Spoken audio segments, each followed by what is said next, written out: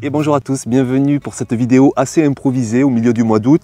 Je la fais parce qu'on met fin normalement ce soir, des orages sont annoncés, de la pluie est annoncée et on va mettre fin à une sécheresse complètement dingue, une des plus folles de l'histoire avec 45 jours sans pluviométrie, 45 jours au-dessus de 30 et même souvent au-dessus de 35 degrés, un taux d'humidité au plus bas, une pluviométrie donc quasi nulle, des températures quasi folles et pour m'être déplacé dans beaucoup de potagers vraiment, mais des difficultés complètement dingues, des cultures grillées, même les pieds dans l'eau, mais des feuillages qui grillent.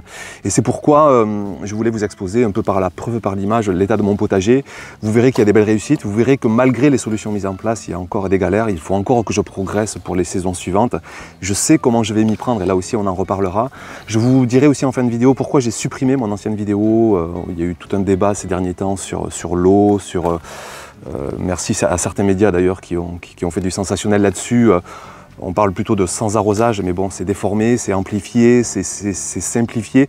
Et je voulais reparler de ça avec vous en fin de vidéo. Mais dans l'immédiat, on va faire un point, on va se promener et on va parler de ces 4 solutions d'ombrage, de paillage, d'arrosage et de sol spongieux, de sol vivant capable de retenir, d'optimiser la moindre goutte d'eau.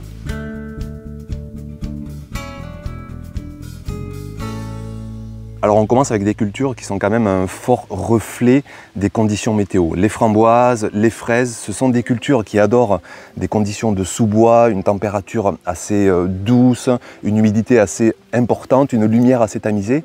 Et là vous voyez qu'on est en abondance tout simplement de framboises. Pour les fraises, ce sont beaucoup de plants non remontants, donc on a passé la grosse période de récolte. D'ailleurs ça n'a pas été formidable cette saison, il a fait quand même trop chaud pour les fraises, mais le feuillage est encore bien vert. On voit aussi des courges qui se régalent, des courges que j'ai vu griller dans plein de potagers, des productions quasiment avortées, des fruits tout petits. Et d'ailleurs on verra sur une autre zone de mon potager que j'ai des plants de courges beaucoup moins productifs. Mais ici, dans cette zone, tout se passe bien. Et tout se passe bien pourquoi? Parce qu'on ressent cette atmosphère de mi-ombre. J'ai cassé la trop forte luminosité qu'on a eue pendant 45 jours. On ressent une humidité parce que j'ai arrosé parfois au tuyau, parce qu'il y a un arrosage sous le paillage, et parce que sous le paillage, j'ai un sol spongieux qui retient les moindres gouttes d'eau, qui les retient dans les premiers centimètres, qui retient l'humidité, qui l'optimise, et toute l'eau va directement aux racines.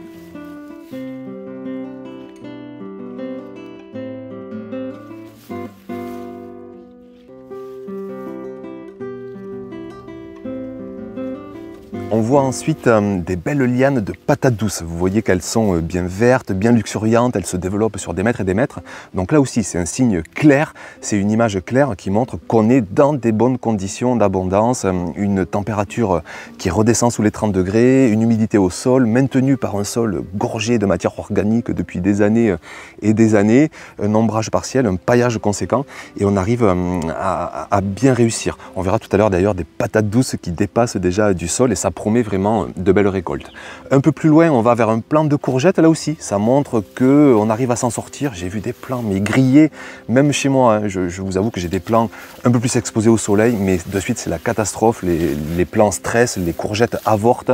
On a eu des productivités mais divisées par 2, par 3, par 4, mais quand même, on arrive à récolter, toujours parce que j'arrive à descendre la température vers les 25-30, à augmenter un peu le taux d'humidité ambiant, et de suite, ça change absolument tout.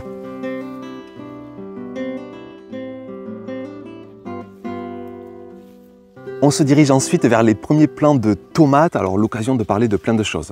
Déjà, on va parler de mon contexte, donc les tomates, ça s'est quand même bien passé cette saison, mais là j'arrive un peu à un creux de récolte. Pourquoi? Parce que même avec ces 4 solutions, j'ai beaucoup de fleurs qui ont grillé, sitôt qu'elles étaient trop exposées à la chaleur, au soleil, sitôt que c'était au-dessus de 30 et pire 35 degrés, j'ai des bouquets de fleurs qui ont brûlé en juillet et j'ai donc des récoltes qui ne vont pas avoir lieu au mois d'août. Mais sinon, depuis maintenant 6, 7, 8 semaines, on récolte vraiment beaucoup. On est hyper satisfait. La tomate, c'est vraiment la culture reine. Moi, je fais du potager essentiellement pour ça. J'en suis complètement passionné. J'en suis fada. On en mange plusieurs kilos presque par jour. C'est vraiment une culture hyper importante. Alors après, on a quand même des galères. On a des galères de productivité, pas de maladie, mais avec les punaises. Parce que les punaises, sitôt qu'il fait trop chaud, elles vont attaquer les tomates, elles vont les piquer, elles vont les faire pourrir. Donc je perds aussi de la production avec ça. Et là, ce qui est dingue, c'est que je ressens vraiment, enfin le potager ressent que l'épisode de sécheresse se termine et les gourmands commencent à repousser sur les plants de tomates, des fleurs commencent à réapparaître et je sais que je vais avoir de nouvelles productions au mois de septembre. Et c'est dingue de voir comment les végétaux ressentent la moindre chose. Je voudrais aussi en profiter pour nuancer vraiment mes solutions. Moi, je suis dans une des régions les plus chaudes de France, les plus arides, les plus torrides, je ne sais pas comment dire, les plus... enfin, en tout cas, ça tape dur des rayons du soleil.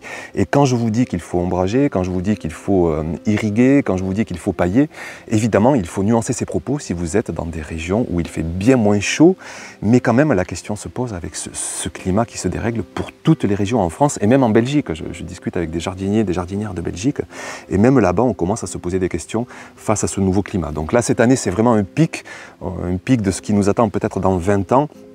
Mais je trouve qu'il y a vraiment des inspirations à prendre sur ces solutions-là.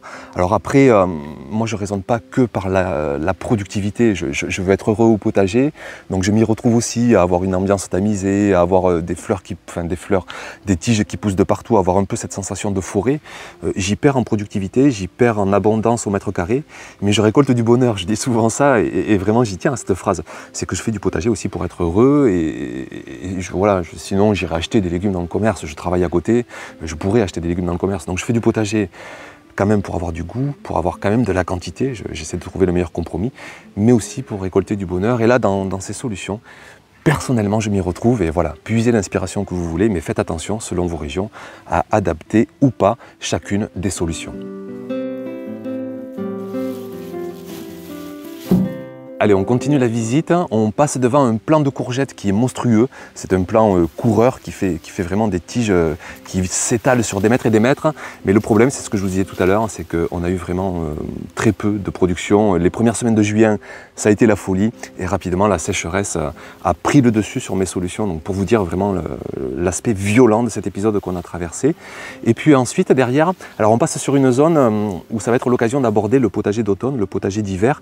Vous voyez des tout jeunes plantes de betterave et c'est une des parcelles donc que j'ai transposé en potager d'automne. Il y avait des oignons, je les ai récoltés, ça a été une belle réussite d'ailleurs. Eux aussi ont été à mi-ombre et on a eu vraiment des beaux calibres. Directement après, donc j'ai enchaîné avec une plantation de betterave, c'était il y a 10 jours je pense environ. Et vous dire que, bon là c'est vrai, j'ai attaqué des plantations pour cet automne et cet hiver, mais sinon dans l'ensemble, je vais grandement attendre, je vais être patient, vu qu'on est dans une des régions les plus chaudes, toutes les cultures d'automne, les épinards, les navets, les salades, même les betteraves, ça aime ressentir de l'humidité, ça aime ne pas avoir chaud et donc je patiente. Il y a des zones qui commencent à se libérer, mais je patiente et je planterai, je sèmerai au mois de septembre, on en reparlera à la rentrée. Mais là donc sur cette parcelle, j'ai enlevé des oignons et j'ai enchaîné directement avec des betteraves.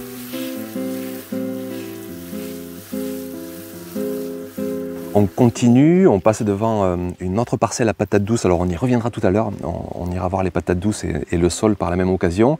Et puis un peu plus loin, on arrive sur une parcelle avec des tomates, mais avant tout avec des courges qui ont rampé un peu sous les tomates. On voit une belle productivité, vraiment des gros calibres, je pense que ça fait entre 7, 8, voire 10 kilos. Il y en a 3, donc rien que là on est entre 20 et 30 kilos, plus tous les potimarrons. On va monter je pense à 40, 50 kilos, donc ça nous suffit largement pour nous nourrir tous les 4. Je suis vraiment content, d'autant plus que là aussi, j'ai vu vraiment des gros dégâts ailleurs. Les courges, sitôt qu'elles sont trop agressées par le soleil, sitôt qu'elles manquent d'humidité dans le sol, avec le feuillage qu'elles ont, elles transpirent énormément. Et si le soleil prend le dessus sur la capacité à transpirer, eh bien c'est comme nous. Si on manque d'eau, si on ne transpire pas suffisamment, si on reste au plein soleil, eh bien rapidement ça peut être une catastrophe, ça peut même être un danger de mort. Et c'est exactement pareil pour nos légumes. On arrive donc ensuite sur une grande zone à tomates. Alors ce sont essentiellement des variétés, alors on leur donne plusieurs dénominations, des variétés anciennes, paysannes, résistantes, résilientes, non F1. Ce sont des variétés que je pense quand même un peu plus fragiles que des plants F1. Bon, le débat n'en finira jamais, mais de mon ressenti, de mon expérience, je les trouve un petit peu plus fragiles. Le gros avantage, c'est qu'on peut les reproduire à l'identique. Moi, je les adore parce que ce sont des variétés vraiment très diversifiées, très originales, du goût, des formes, des saveurs. Alors après, le constat, c'est que j'en ai vraiment beaucoup qui ont cramé, surtout que je ne suis pas dans la zone la plus ombragée, donc beaucoup de difficultés de forte productivité avec des bouquets entiers qui crament. Mais là aussi, nuance, j'ai eu aussi beaucoup de récoltes, j'en ai encore un petit peu là ce mois d'août, et donc des gourmands, des plants qui repartent, et comme je suis dans une région chaude, j'espère avoir de nouvelles récoltes au mois de septembre.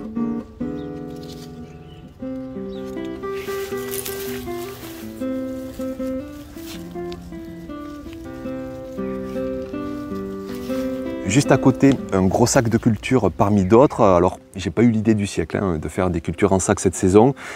Ça ne correspond pas vraiment avec une sécheresse et une canicule historique. La culture en sac, surtout avec des sacs qui sont transpirants. Vous allez démultiplier les besoins en eau. Et moi, je suis vraiment dans la logique inverse en fait. Je fais tout pour réduire les besoins en eau via l'ombrage, via le paillage, via un sol éponge. Là, j'ai voulu essayer pour montrer un peu ces possibilités quand on n'a pas de sol, quand on est en balcon, quand on est sur terrasse, quand on est en potager urbain. Mais bon, j'avoue que là, c'est une solution qui n'est pas adaptée pour préserver et pour optimiser la moindre goutte d'eau. Je me suis battu à les arroser en permanence, j'aime pas trop ça. Mais bon, voilà, c'est aussi j'aime bien aussi donner des idées de solutions, d'inspiration. Et je suis quand même content d'avoir fait ces sacs, d'autant plus que je les ai quand même mis sous ombrage, que ce soit sous ombrage des arbres fruitiers, sous ombrage des haies. Mais malgré ça, je vous dis quand même, avec une telle sécheresse et une telle canicule, les besoins en eau sont restés très conséquents. Juste à côté, et juste ici derrière moi, une grosse zone à melons, aussi quelques pastèques. Là aussi, une belle réussite, les feuillages n'ont pas cramé. D'avoir vraiment cet excès de chaleur, cet excès de luminosité, d'être à mi-ombrage, ça se passe bien. Par contre, encore un exemple, les melons, les pastèques, sitôt que vous êtes dans une région moins chaude, moins agressive de soleil, il ne faut pas mettre d'ombrage, ça supporte bien le plein soleil. Mais ici, j'ai des melons un peu partout. Bon, après, j'en ai 2-3 qui se sont fait manger par les rongeurs parce que les légumes, c'est 90% d'eau, les animaux recherchent de la flotte, ils recherchent aussi de la nourriture, tellement il y en a peu ailleurs avec cette sécheresse. Et regardez un melon qui s'est fait dévorer par quelqu'un d'autre que par nous 4 de la famille.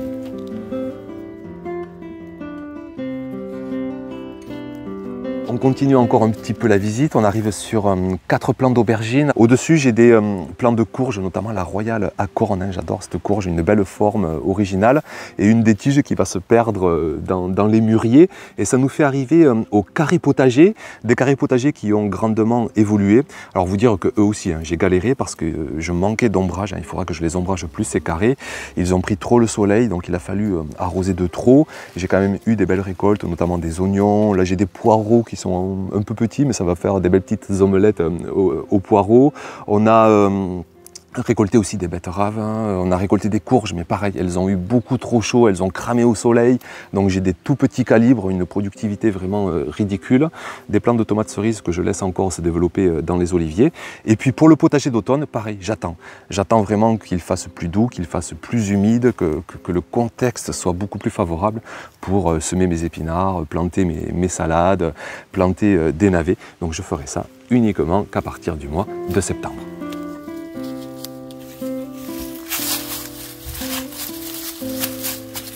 Et puis pour finir, je voudrais donc revenir sur une zone à patates douces pour à la fois revenir sur les clés de fertilité, sur ma dernière vidéo que je vais vous expliquer pourquoi je l'ai retirée. Donc vous montrer que voilà vraiment ma vision du potager, j'enlève un peu de paillage et vous voyez dessus, on voit déjà des belles patates douces qui se profilent, ça montre que vraiment les mécanismes de fertilité marchent. Puis surtout on voit cette activité biologique et moi, toute ma vision du potager et même de la vie en général, je ne sais pas comment dire, mais un potager biologique, c'est vraiment le mot biologie qui m'intéresse. Et tous les mécanismes de fertilité, tous nos paillages, tous nos composts, tous nos fumiers, tous nos amendements, tous nos apports de broyat, tout ça est valorisé par l'activité biologique du sol, par les champignons, par les micros, macro-organismes, par les bactéries. Donc plus c'est humide, plus ça foisonne, plus ça grouille et plus les mécanismes de fertilité fonctionnent. Donc c'est pour ça que j'ai réagi, alors peut-être à tort, peut-être à raison, honnêtement j'en sais rien, à la dernière vidéo, ce fameux reportage fait par Le Parisien sur du potager sans eau. Alors bien sûr, on aura compris rapidement que c'était du potager sans irrigation. Après, j'ai retiré ma vidéo parce que dans ce reportage, j'ai cru que monsieur le maraîcher parlait de paysans fainéants. Et le fait est qu'en écoutant, qu'en réécoutant, effectivement, il s'avère, alors il y a toujours un doute, mais je pense que je me suis trompé, et mea culpa, il parlait plutôt des légumes, qu'on rendait fainéants, qu'on ne rendait pas courageux parce qu'on leur apportait des pesticides, parce qu'on leur apportait de l'eau, parce qu'on leur apportait de l'engrais, et que quelque part les légumes n'avaient plus rien à faire. Alors après, j'avais réagi parce que pour moi, c'était une caricature de simplification, de non-nuance, de vérité établie au milieu d'un contexte mondial, planétaire, de vérité nulle. Et ça, c'est des choses sur lesquelles, j'avoue, j'ai de plus en plus de mal. Et donc j'ai réagi, mais après, quelque part, pour qui je me prends à réagir. Et d'ailleurs, je sais que la dame de ce maraîcher a créé une page Instagram pour dire que voilà, ça suffisait avec les gourous d'Internet. Et c'est vrai qu'après ma vidéo, bon déjà moi j'avais réagi en deuxième, il y avait la ferme de Cagnols qui avait déjà réagi, mais après nos deux vidéos, ça a été un florilège de vidéos sur, moi j'appelle ça le YouTube Game. Ça m'a un peu interpellé, ça m'a un peu, le mot est fort, mais ça m'a un peu dégoûté en fait. Je me suis dit mais c'est quoi cette foire d'empoigne, qu'est-ce que ça devient? Donc j'ai retiré ma vidéo, je m'excuse auprès de ce maraîcher sur cette faute d'interprétation. Par contre, je maintiens un peu cette vidéo dans le sens où vraiment, faut faire attention à toutes ces simplifications de vérité, quoi. Je trouve que c'est très difficile à supporter, mais voilà, je reviens à ma place. Ça fait 6 ans maintenant que je partage du contenu pédagogique, divertissant, inspirant. Vous prendrez ce que vous voulez sur le potager. Et de suite, je vais revenir à ma place. Moi, j'ai pas les épaules en fait pour être armé à tout le flot de jugements, de commentaires. J'ai eu des milliers de commentaires, mais il y a aussi des mails, il y a aussi des messages privés. Il faut vraiment avoir des épaules solides que j'ai pas, je pense, pour gérer tout ça émotionnellement. Moi, j'ai pas envie de rentrer dans ce jeu-là. Donc, je reviens dans mon potager, je reviens à la tranquillité, et ça ne m'empêchera pas de partager avec grande envie et grande passion les mois, les années à venir. Voilà, c'était sûrement un peu brouillon, je m'en excuse, mais j'espère que vous aurez compris l'essentiel.